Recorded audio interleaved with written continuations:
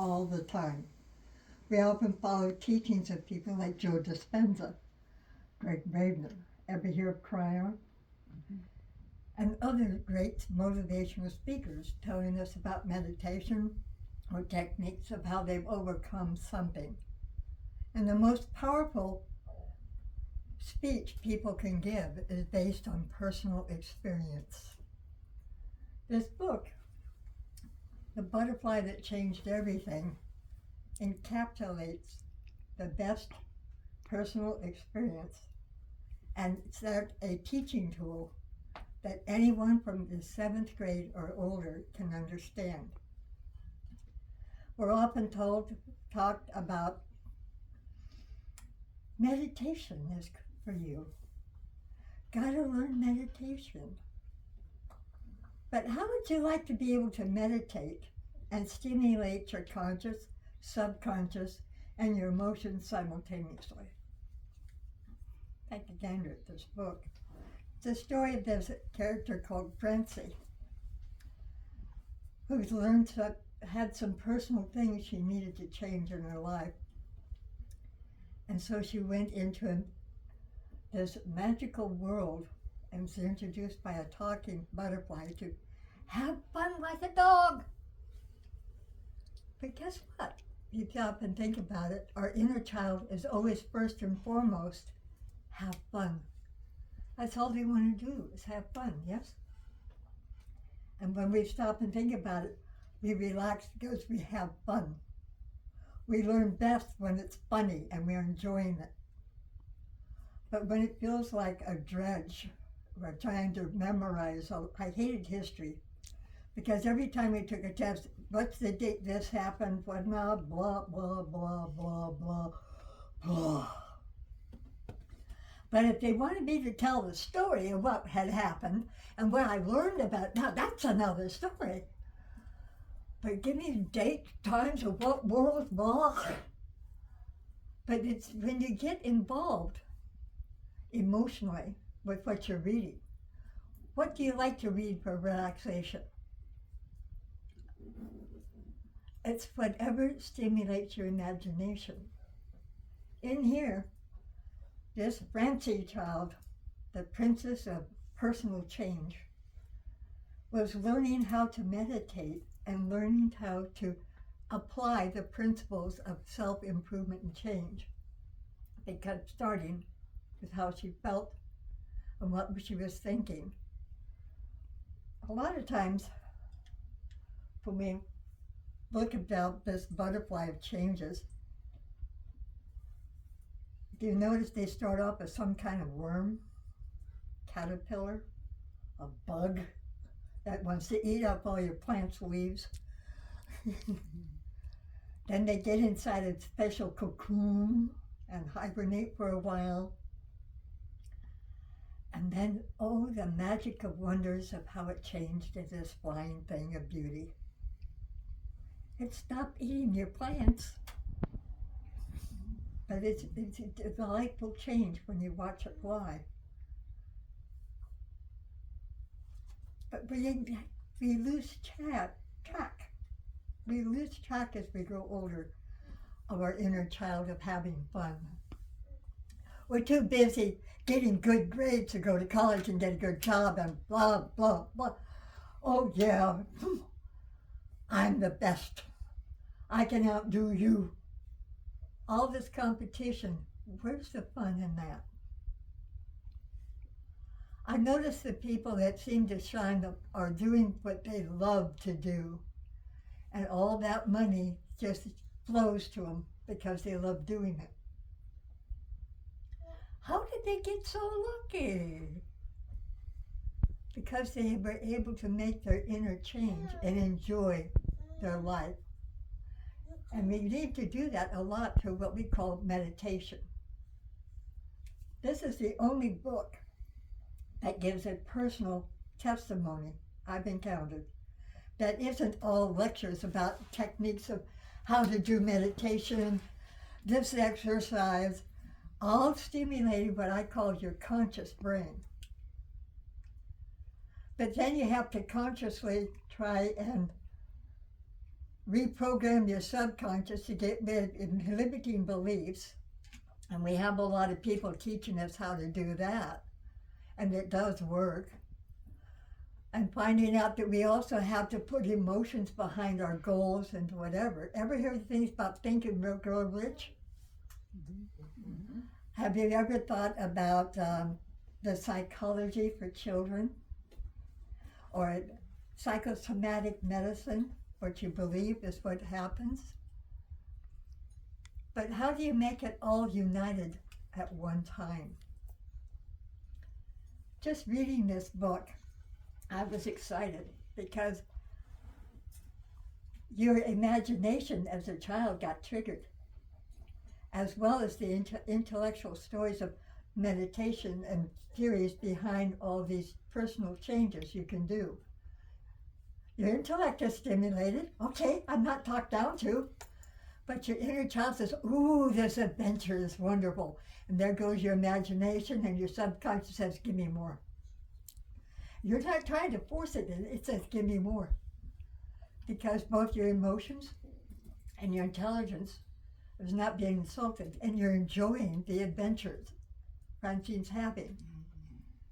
Francie, Princess of the Warrior of Personal Change, the author. Okay, is her personal story. Excuse me. I get too excited, so coffee that hits. So here she goes with her personal adventure as Princess Francie. And we have this fantasy world that our imaginations is triggered. Our subconscious is wide awake. Well, our conscious brain is following along. Hey, I understand that. That makes sense. And our emotions are enjoying the storyline. All at the same time. We aren't even aware that we're sitting down meditating right along with her. We're not even aware that our inner child is being fed. We're having fun reading this stuff. And I was just imagining, oh, we'll take the adventures of Francie and make it into an animated cartoon. Yes, I can just see that happening. And I can just see smaller children catching early where everything is bothering them. You know, kids can be cruel at school. And a lot of them can be marred for life because of bullying. This little storyline is an escape and a tool to fight that before it becomes a deep-rooted problem in adult life. And I think it's great. And it shows right in here. Can you imagine Francie on this great adventure in this wonderland? And you don't have to be a little child to enjoy it. Your inner child will have fun in spite of you. At 75, I felt like I was 6 years old again, enjoying the cartoon in my head. And here we go. And imagine every child being able to read and understand these great lofty things of how to meditate, how to do a personal change that you're having problems with, and not allowing a bully control you. Can you imagine? To me, a psychologist and a psychiatrist's job is to put themselves out of business with you as fast as possible. Because you should be able to handle that yourself. This nice, simple little book, not that big. That book. I've already had my roommate buy it. I already recommended it to our library to put it in their system. And I'm getting her another one to give to my 10-year-old granddaughter. Simply because it's a good read, it's simple,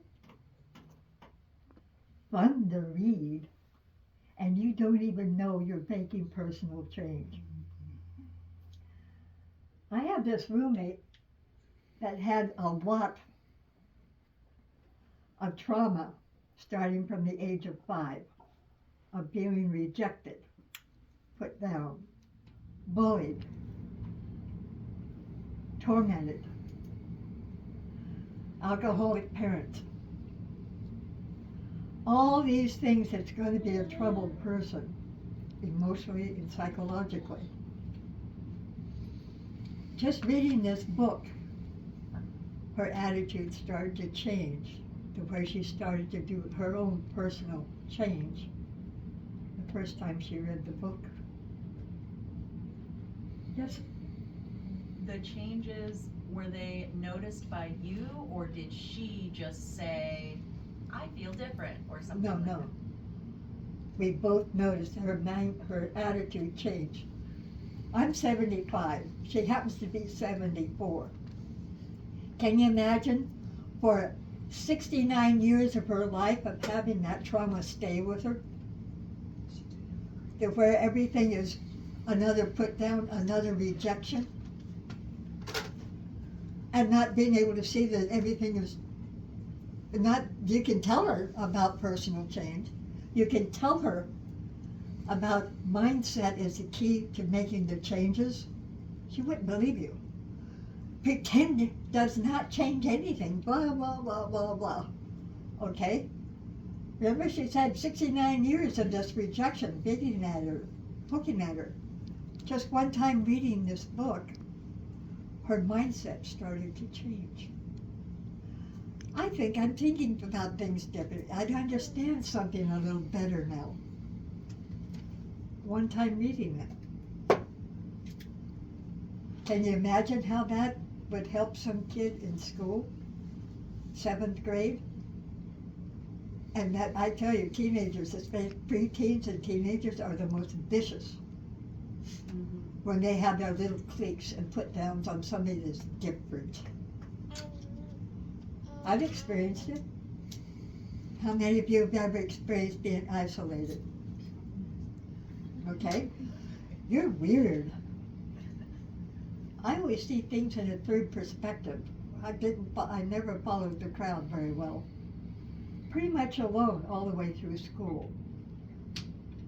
I was lucky I had supportive parents. And I was also lucky in that I had a very stubborn and strong self-identity. But I didn't let them bother me because I'm too feisty. But not everybody is able to do that. And I was able to grab and learn things for myself changes from other sources. Not everybody can do that. I found it in this book, the only one that helps you with meditation, that helps you with these principles of self-change in such a way that your inner child understands it and can get excited about it while you're reading it. So you're getting reinforcement with your conscious, your subconscious, and your emotions just by reading it all at the same time. It sinks in better. It's like having fun with friends. And where did the time go? It's only been 5 minutes. That was 4 hours ago. Okay, you were gone for 4 freaking hours. It's only been 5 minutes. Perceptions change. I didn't realize I had read this cover to cover. I thought I just sat down and spent a few minutes on it. I had it read within an hour or less. Everything that I absorbed in here stayed with me. I didn't have to reread it to relearn it. But it'd be fun to read it twice. And a third time. And get a load of this. A child can understand it and have fun reading it and become a favorite book. Can you imagine these type of adventures becoming a bedtime story? Instilling tools in an early age of how to do personal change and be happy. I was once told, I forgot who said it, I think it was Mahatma Gandhi. who said the purpose in life is to be happy. That might have been someone else. I don't remember. But I never forgot that. And then at one time in 5th grade, I had a teacher have us read a poem. And the one that stuck out in my mind was the last 2 sentences in Dicticus. I am the master of my fate. I am the captain of my soul. Taking personal responsibility and not caring what the heck happens to you. There's going to be problems around you. There's going to be bullies. Okay, but they only succeed if I let them. They only succeed if I take it to heart and let it sink in and stay there. But it just brushes off if I can have the powers and tools of personal change to reject it. And I build myself where I understand me best. This is the best book for that. And it's the first one I've ever encountered in my entire life that it stimulates your inner child while you're reading an intellectual exercise. And I blame it being an analytical personality. I've got that jabber brain that always analyzes everything every nanosecond. It makes it very hard to allow my imagination to run wild unless I'm reading my escape books. This is both intellectual and understanding. You know, I can take a quantum physics book and say, okay, I get that. And I don't understand the math, but that's okay. But somewhere down here in the middle, I think this is the problem area. And be pretty close to right, 90% of the time. But none of them tell me how to activate my curiosity as a child. This one just triggers it whether you want to know it or not. You're not even aware you're doing it. Excuse the hiccups. Boy, I can hardly wait for my granddaughter to get her hands in this book. Because she has her own turmoils to deal with. And we stop and think about it. Nobody's childhood was ever 100% perfect. You've had some kind of trauma somewhere in there that affected you deeply. In my generation, we had Martin Luther King's famous march to Washington, D.C., and I Have a Dream speech. I wanted to join the march as a kid. My parents, my dad especially, stopped me. He says, I appreciate your sincerity, but you're not going on that dangerous trip, and you're not marching. You support him in another way. He understood something I didn't. I still could not understand why people hate somebody because their skin color was different. I remember one time that we had a cartoon jingle on TV about a peach pit and an apple core. And the jingle went about, ho, ho, ho, can't you see, the color of your skin doesn't matter to me. And I was offended by that jingle. It says he's trying to tell me I had to hate somebody, so I had to like somebody, and you don't tell me what to do. My mother immediately nailed me to the wall. Why? Give me a good reason why. Because that jingle says I had to. That's not a reason. Give me another one. Give me a reason. I can't think of one. Well, stop and think about it. You know? And then I didn't realize I was meditating on that because I was just thinking about that problem. Then I came up with this on my own. My first and only poem I ever made was black, white, green, black, white, red, yellow, or green with purple polka dots. Through the blood of human life we share, we're all kin. So I decided then and there, everybody in the world is my cousin. I have different cousins from different parts of the world. I don't understand their language, but they're still related because we have human blood. And that's enough. Because that's enough. I taught my kids that. My son in Seattle is paraplegic. He also brittle diabetic with epilepsy problems. And he has this home caretaker who happens to be black, who has suffered a lot of racist BS. He and my son were having loggerheads a lot of times about what has to be done. And he told me, you know, he never once called me that N word. And I told him he never will. Because stop and think about it, we're all first and foremost born a mammal. And that includes a lot of other animals besides human. And there's no exceptions to that. And as long as we share the blood that says you're human, we have that in common as well. So don't tell me we can't be cousins. However, many times to the nth degree or infinite degree apart it may be, it's still a cousin because we have that mortal mammal life or human life. But that stuck with me from an early age. Can you imagine how having these tools at a young age can stick with you? And how much happier people can be because they are able to make these changes and not have the negative crap damage their lives permanently? Oh yeah, Nancy. Oh yeah, you did a good job, girl.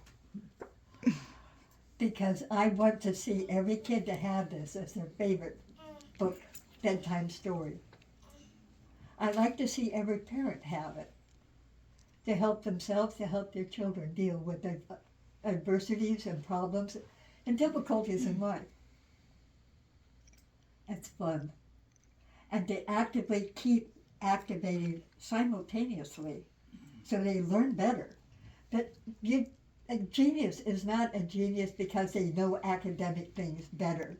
They get good grades in school. They're great at memorizing answers. The genius is able to apply that in daily life or to create something from scratch and nothing. Have you watched the wood turning channels on YouTube where they take all the scrap wood and then they start channeling and turning it, scraping it into different shapes, and sometimes adding resin to it with colors and making beautiful works of art out of it? Or a sculptor, take a piece of stone and start chiseling away and creating something we can respect as beautiful. Or painting, or a piece of clay. I've seen somebody take junk out of the junkyard, clean them up, and rearrange them in such a way to where it becomes a work of art. And it's stuff you want to throw away. It's junk. Rusted old piece of crap. Inner child working. Creativity, imagination working. Visualization working. And that's crucial when we want to manifest things in our life, is be able to visualize, feel it strongly as already here, to make it materialize somewhere in our environment for it to come into effect. Because what's within us is reflected out of us, back at us. And if we're pointing fingers at somebody because I don't like you, you know that 3 more is coming back. That's a reflection that you don't want to deal with within yourself. So, you dish out the negative, bam, bam, bam, coming back 3 times. I think the Wiccans have that. Be careful what you say and do because it comes back to you 3-fold. Or we have indigenous populations about respecting the beauty around you, beneath you, above you, within you, and within each person. It doesn't matter. We're all taught the same thing. No matter what culture you're in, we're still human first. we still have all the same emotions and desires and wants. I like to see this translated in multiple languages. Okay? I also like to see an animated cartoon for the child's story, the fantasy world that Francine had created. Because it's always changing. There's something can be learned about personal change within that. You get carried away with it. I still enjoy animation cartoons because I'm allowing my inner child to have fun. That's why Disney is so popular, especially as animated cartoons. And how you can make something look cute. Even if it's a mean grizzly bear, it can look cute. How about Yogi Bear? Anybody remember the time where Yogi Bear was by Hanna-Barbera on TV for children's cartoons? Was smarter than the average bear. You let him have a picnic back stick. The silliness of bringing out the inner child. The lessons learned, though, he didn't get away with stealing the baskets. The ranger was being the adult to keep him in line. But even in the Jungle Book,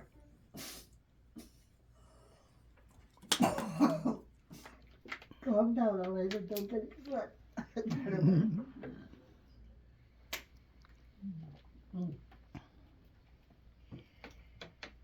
It's even the ugly bad Chaka Khan, the tiger, had a cute looking face, even when he was looking mean.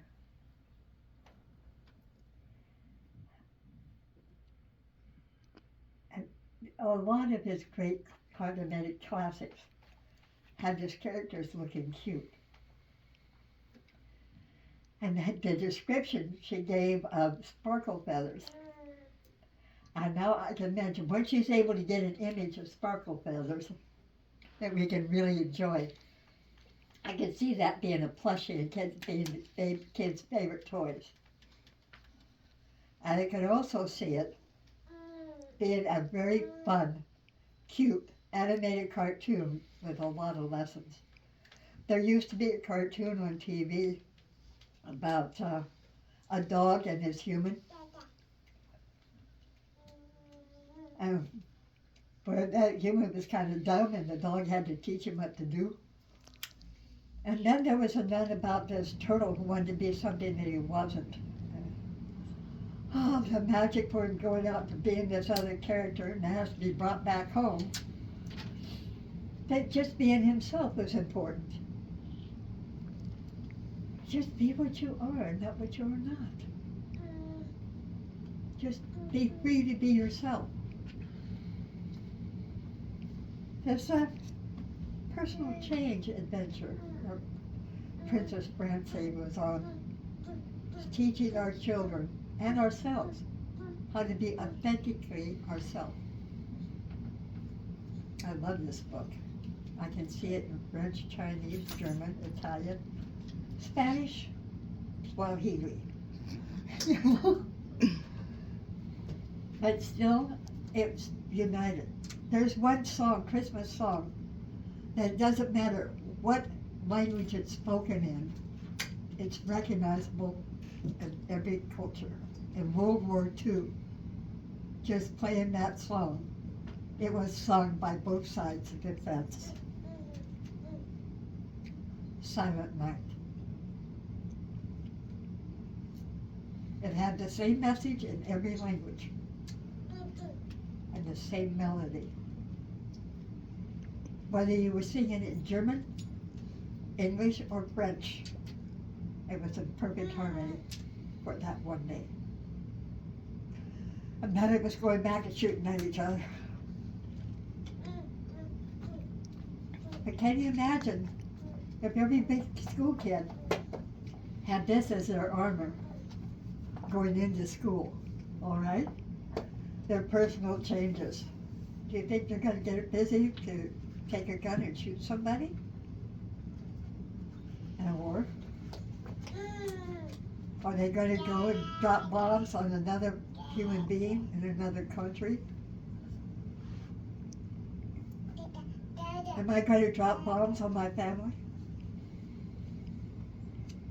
Why should I murder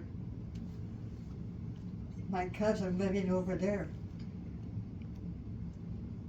There was once I noticed in a movie, Braveheart, all right, where the Irish were being used to help fight the Scots.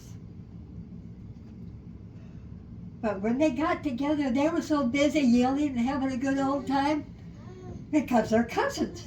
They were Celtics. They have a lot of the Pictish culture things in common. They recognize that relationship between the Scots and the Irish. So they had a hard time getting those Irishmen, those bloodthirsty, savage Irishmen, to kill those damn Scots, and they wanted to get rid of them. And vice versa. All right, we'll do it ourselves. Because they recognize in themselves family. Can you imagine recognizing family because you can do personal change? And it become a regular habit because you learn to do it by reading a good book or watching animated cartoons teaching you that? How much prejudice and hatred have we learned through TV? Okay. How about the backstabbing for soap operas? The immoral behaviors of soap operas. How about the inappropriate and totally unrealistic expectations we teach our daughters about becoming brides and getting married and living happily ever after like the fairy tales of Snow White and Sleeping Beauty? Reality check. We're all human first. We all have personal needs. We all have personal expectations. But life isn't a fairy tale. It's an adventure. And it's being able to deal with each personality, accepting and building and loving not only ourselves, but anybody else just because they're human. We got the tools here in this book. And you're not even intellectually learning a lesson of how to meditate. It's happening as you're reading it. You're meditating right along with Francie. You're enjoying the adventure with Princess Francie. And at the same time, you're not insulted with this fairy tale because the principles of these meditative changes, of how to do these personal changes, is explained. And it's interspersed in such a way, it's like a seamless story. And it's not hard at all. Meditation's so hard. I can't sit still. My chatterbrain's always interrupted. I can't still the brain. Well, guess what? You just do a single focus. And when you're really thinking, you do meditation every time you pray. While you're praying and giving your soul to God. You're meditating. You're singing songs of praise. You're meditating. Hello, hi. Guess what? Oh, I can do this. Have you noticed a lot of our scientific changes started with a science fiction book? Of things that are impossible? Have you noticed when mediums were being tested about talking to the dead or whatever? There was at least 2 that I know of that had their brains scanned while they were doing a reading. And the scientists were figuring out they're fully awake, but according to this brain scan, they're dead asleep. Why is that possible? Before, they were just all labeled as fakers. And there are plenty of them out there pretending to do it, okay? I'm not saying there aren't fakers there, but we all have the same potential. But some of us are better at it than others. Some of us have a different life mission to do something differently, and in doing that would only distract us, so we're not able to tap into it that way. That's why we have them to talk to us, to help stimulate that. Because understanding what's happening helps us feel better when we talk to a real medium.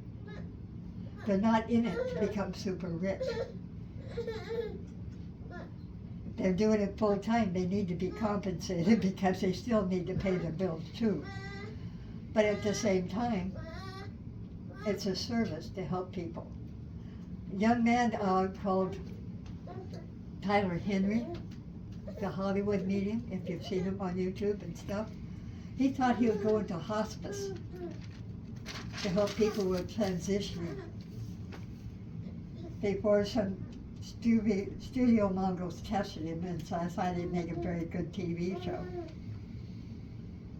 And he got to be quite popular with that. But he was still a young kid when he learned to do it. But he still had to come to terms with his own personal traumas because he was a weirdo kid. If he had had this book, it could have helped him a lot. The same thing with Long Island medium. She's a loud New Yorker. She might as well have been from the Bronx the way she talks. And she's in your face, because that's their personality and that's what you do it. A lot of mediums hate being in place and are intruding. Unless they are asked, they try not to interfere. In fact, a lot of them don't want to hug because their energies are so out there and raw. It's like being hit with a hot iron. So they take virtual hugs. They take that respect, and it's very hard for them to be able to accept because they're so out there. They have to control and protect themselves from that energy exchange. But when they were learning how to do it, they didn't have help. They had to deal with a lot of ostracization, ridicule, put downs. Oh, you're crazy, stick them in institutions. They need to be drugged. This could have changed that for them. Because then they would have learned how to put up boundaries to protect themselves. They would have learned when not to open their mouths and say anything. And when it'd be appropriate to do so, and where it can be the best help. I've also seen on TV something called psychic detectives. They never charge the police department for their services a dime. They will do readings for families who want to pay them for it for personal things. But when they're called into service to help solve a crime, not a dime. And they give them what they get. And then when they find the evidence, give them a path and somewhere to go to look for the hard evidence for court. Okay? And they'd rather not have publicity for doing it. They'd rather not. Because as a culture, we're greedy. We take a lot from people that can do that. We demand it in groups and groves in massive amounts. It's called overload, energy overload, burnout. They need time for themselves, for their own families. They're human too. Don't forget that. This can help them shield. They had to learn to shield themselves. And if they were lucky, they had a mentor to help them. We all have the same potential as those mediums and psychics. We all have gut feelings. My gut tells me I have a gut feeling I shouldn't be here, I gotta leave. Ever feel that? I'm uncomfortable, back of my neck is irritating. I think I better go this way. That's the same intuitive skills that we expect only of mediums. That's your medium potential. That's your intuitive nature. It's all part of your ability to protect yourself. God made us such wonderful bodies to inhabit because they're self-healing. They can be. Every doctor we have is there to help our bodies do their job. Every medicine we have is to help our bodies, our immune system, from being overwhelmed so they can do their job. We can abuse it, but ultimately it's up to us to help make it work. Because you've seen cases where people have miraculous recoveries because the doctors couldn't do anything anymore. It's a boom, perfectly healthy and happy and everything's cured. Miracle, God's miracle. Yeah, the body did it. And yet everything did right, everything was perfect. They should recover, but they died anyway. Ever wonder why that happens? 90% is up here. Back here in your belief system. In here in your heart. How you really feel. What you believe. What you think can happen. Because without that cooperation of your mindset, what you think and what you feel about it, it will never happen. This gives you the tools in a very subtle way and a fun way. And we can have fun learning how to do it. Just by reading the books and say, okay, where's my happy place? I feel miserable. What was it I like to do that brings a smile to my face? If it's a cruel joke on somebody else, you need to rechange your mind. Because that's not going to come back as a happy place. That comes back as a stain on you. But if you're happy, going out and pitching a tent and going and building a fire from scratch, that makes you happy. Or climbing a mountain, cooks, that's a lot of physical work for me. But somebody does it and feel exhilarated because that's their happy place. I like to visit the woods and observe nature. I like to go to an observatory where there's plenty of plants to look at. I like to visit the ocean on sometimes, or a lake, or a stream. Sometimes I just like to dine at a good restaurant and have a good time. That brings a smile to my face. You often find a lot of things that bring a smile to your face. This little thing about having fun like a dog is pretty much the same thing. We seek it all the time. Kids would rather have fun than sit in class. That's boring. To learn the A, B, C's, it's boring. The more intelligent the kid, the quicker they're bored with the drill. So you have to find ways to make it fun for them to drill, to make it, apply it to something to where they are stimulated. To get the alphabet so they can learn to spell words and learn to sound out words and put them together in sentences. Being able to read and write. And numbers, why do I have to learn this math? It's so hard. Well, you learn to make math fun. It's challenging. Stimulate the mind. I had fun with math in school. And then one time, I had this geometry teacher who caught me being lazy with my math quiz. And for me alone, out of that, I didn't get to ride on the bell curve system of grades. Okay? If I missed one question, I was going to get a B. If I missed 2, I will get a C. And if I missed 3, I got a D. And if I missed 4 or more, I flunk. Because he caught me answering a logic problem that I was not supposed to, that nobody was supposed to get right in that quiz. He doesn't put those problems on the test that counts the most for your grade in class. He only did it on quizzes because he wanted to make so you don't get cocky with math. But I'm running out of time, but I can keep talking about this book forever because it teaches you how to do things. I better shut up before I can't dominate much more. Thank you, everybody. Hey, thank you. Thank you.